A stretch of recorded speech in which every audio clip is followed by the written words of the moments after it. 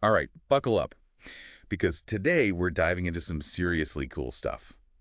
SpaceX. Yeah, we're going way beyond the headlines today. We're talking about the company that's basically ripped space travel out of the history books and launched it straight into the future. And we've got a stack of articles here ready to help us unpack it all. Oh yeah, we're going deep on this one. Like really dig into how SpaceX went from, well, a dream in a warehouse to launching thousands of satellites into space. See, you're already making me want to book a one-way ticket to Mars. Ah! But hold on, let's rewind for a sec.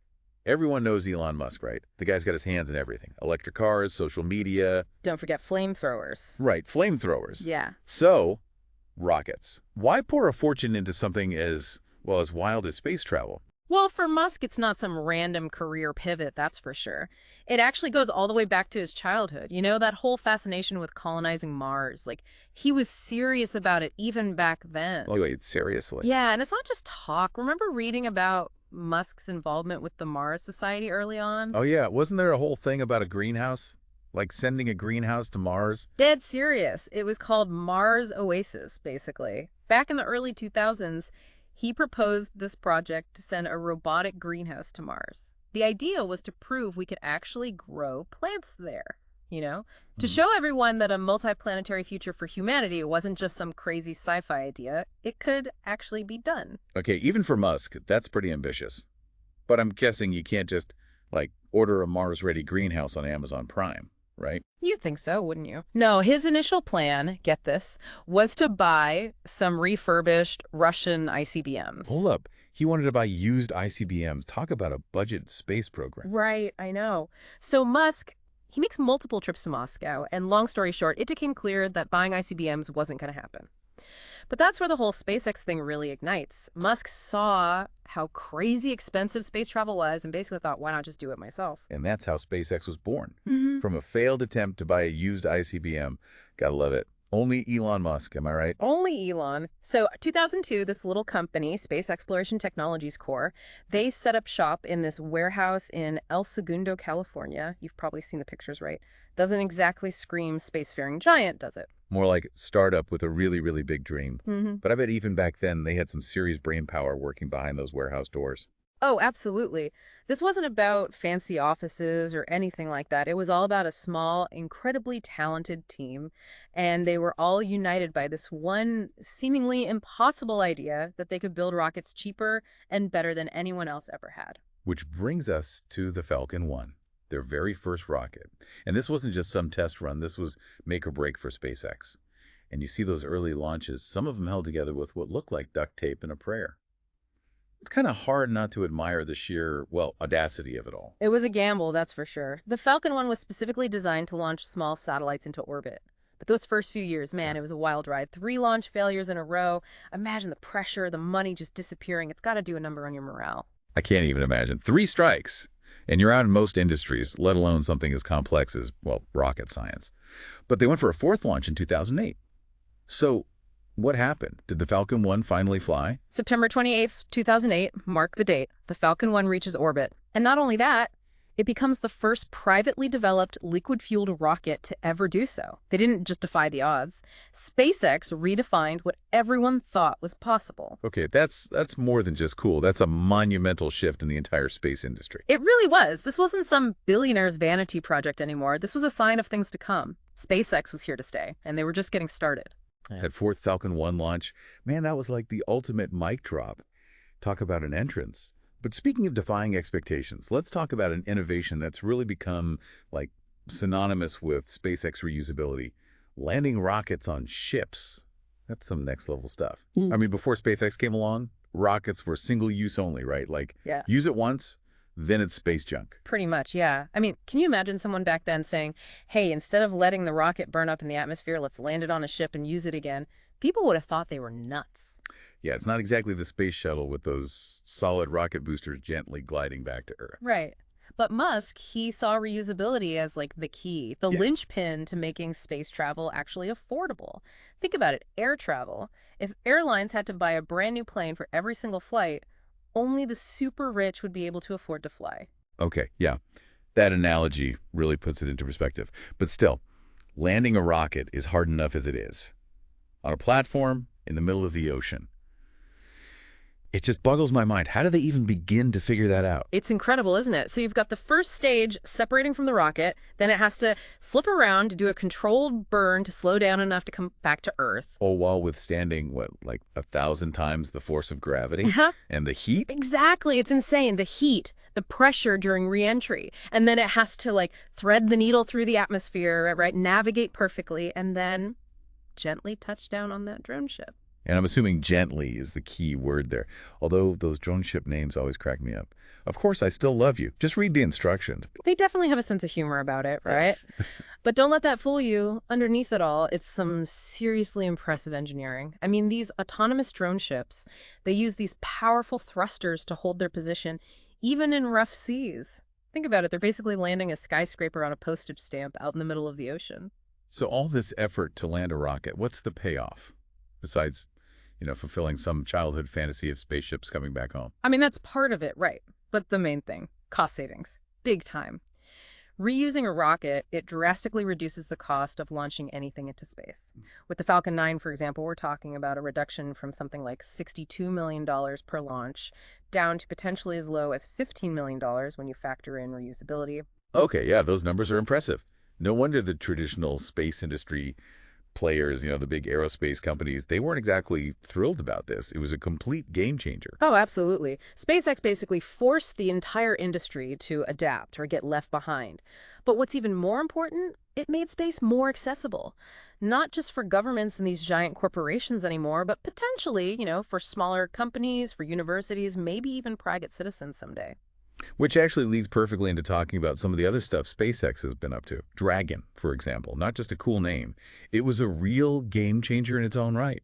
Oh, for sure. Dragon is their spacecraft, and it's designed to send cargo and, more importantly, astronauts to the International Space Station. Remember that moment back in 2012 when Dragon became the first commercial spacecraft to ever dock with the ISS? History in the making? A private company sending a spacecraft to the ISS. Yeah. That was a big deal. Like, SpaceX is officially a major player, kind of a big deal. Exactly. And it kind of paved the way for this future where private companies, they're going to have a much bigger role to play in space exploration. But Dragon, that was just the start. Then came Starlink. Ever dreamt of having super fast internet beamed down from space? Honestly, who hasn't? I mean, it sounds like something out of science fiction, but they're actually doing it. Thousands of Starlink satellites already up there, right? Yeah. Thousands, yeah. It's honestly a mind-blowing feat of engineering and logistics. They're basically building a giant internet network in space. The goal is global coverage, even to those really remote areas that have never had decent internet before. It's a pretty amazing concept, but it's not without controversy, is it? I read that astronomers are pretty worried about the sheer number of satellites up there and how all that light pollution could affect their observations. That's true, yeah.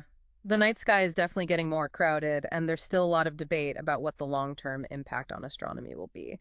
But then again, the potential of having global high-speed internet access, that's a powerful counter-argument. It highlights that kind of delicate balance we have to figure out as we move further into space. It's a good reminder that all these advancements, they don't happen in a vacuum. There are always going to be challenges, trade-offs we have to consider. But okay, so far we've got reusable rockets, cargo, and humans going to space, a massive internet network in orbit. What else is there? Oh yeah, colonizing Mars. Leave it to SpaceX to add colonize Mars to their to-do list. And that's where Starship comes in. But remember, this isn't just about getting to Mars, it's about making it routine, affordable, almost mundane even. Mundane in the sense that, like, hopping on a Starship to visit your Martian vacation home someday is just normal. Exactly. Starship is being designed to be fully reusable, capable of carrying something like 100 people and a ton of cargo to Mars and beyond. Imagine that. Frequent trips to Mars. Setting up a permanent human presence on another planet. That's the goal. We're talking bigger than the Saturn V rocket that took us to the moon, right? The scale of Starship is just, whoa. And infinitely more ambitious. Although those test flights, well, they haven't always gone exactly according to plan, have they? Let's just say, those explosions made for some pretty spectacular footage. But you're right, when you're developing something this complex, this groundbreaking, there are bound to be a few bumps on the road. This is the bleeding edge of space exploration, and sometimes things go boom. Yeah, but every one of those booms, it's a learning opportunity for SpaceX. They're constantly iterating, improving, pushing the boundaries of what's possible. So, While a permanent human presence on Mars might still seem like science fiction to some people, with SpaceX, it feels like we're getting closer and closer to actually making it a reality. Okay, so we've spent a lot of time talking about SpaceX and all the incredible things they're And doing. blowing stuff up. Don't forget blowing stuff up. Right, right. There's been a lot of that too. But seriously, they're clearly changing the entire space game. But let's bring it back down to Earth for a minute.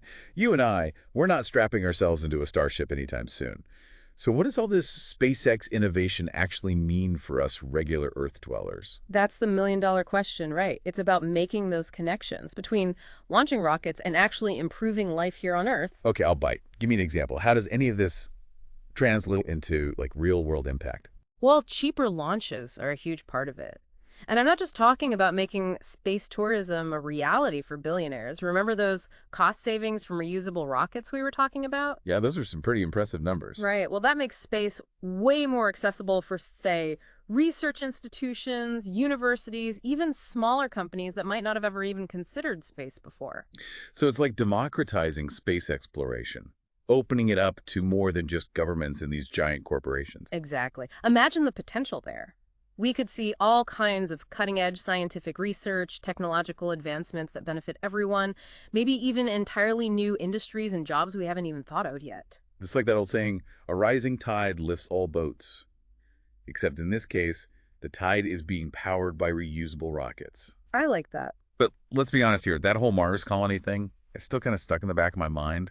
Yeah. Are we really going to see that happen in our lifetime? It might sound crazy, but with the way SpaceX is moving, I think it's becoming more and more plausible.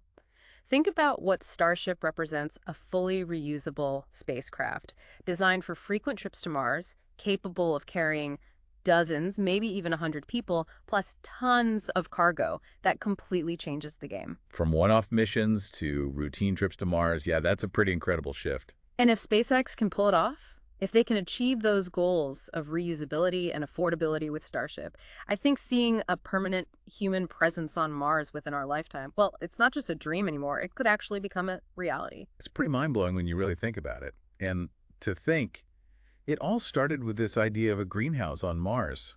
It goes to show you the power of a big idea and the audacity to actually go after it, no matter how impossible everyone else says it is. So, to wrap things up, what we've got here is SpaceX driving down the cost of space travel, making it more accessible than ever. We've got technology that seems like it's straight out of science fiction, and maybe, just maybe, we're on the verge of establishing a permanent human presence on Mars. That's quite a legacy they're building. And the best part is, this is just the beginning. SpaceX is pushing the boundaries of what we thought was possible, making us rethink the future of space exploration. And honestly, it's pretty exciting to watch it all unfold. It really is. It makes you wonder, where do we go from here? What incredible discoveries are waiting for us out there? And what role will companies like SpaceX play in helping us reach them? I guess we'll have to wait and see. Thanks for joining us for this deep dive into SpaceX. It's been a wild ride.